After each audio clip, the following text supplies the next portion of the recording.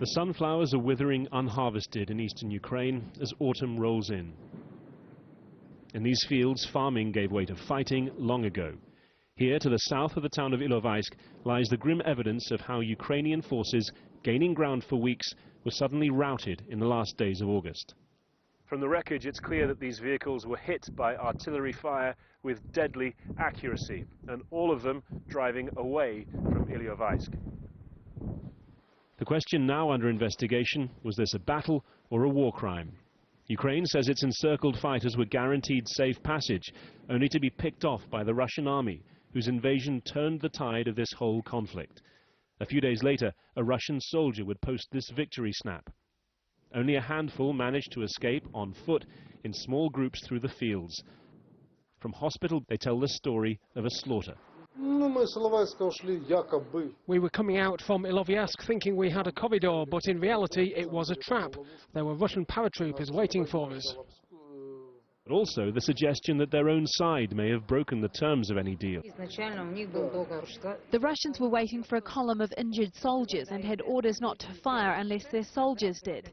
But then they saw that we had tanks and APCs at the head of our column. The rebel commander in charge in Ilovaisk bridles at any suggestion that his side didn't observe the rules of war. It was the Ukrainians who broke them, he insists. They wanted to bring in new troops through this humanitarian corridor. We just didn't allow them to do this. Whatever the deal, whoever broke it, one fact is inescapable. The end of the battle for Ilovaisk was a mismatch, a desperate group of soldiers pinned down by a vastly superior force. This is what passed for their field hospital as the shells rained down. A few steps away, what passes for a graveyard. We've come into the trees behind the burnt-out convoy. Just off to the left here, you can see what appears to be some shallow graves dug potentially by the troops who are under attack here so heavily. And if you come round further, there is another one, and that one is still covered over. We've got quite close to it.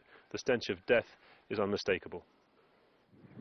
Ilovaisk itself bears the scars of the battle at almost every turn.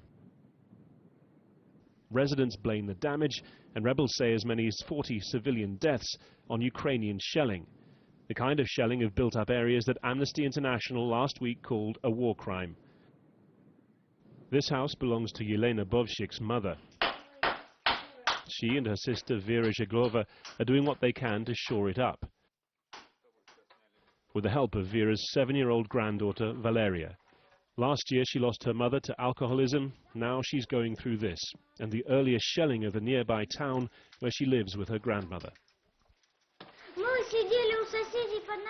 We were sitting in our neighbour's yard. 2 shells came down. They were grads. No, not grads. They were grenades. It was the first time I was scared. It was beyond anything I could imagine. Each side accuses the other of war crimes here in Ilovaisk. Neither can escape blame for what this war is doing to the children of their country. Harry Fawcett, Al Jazeera, Ilovaisk, Eastern Ukraine.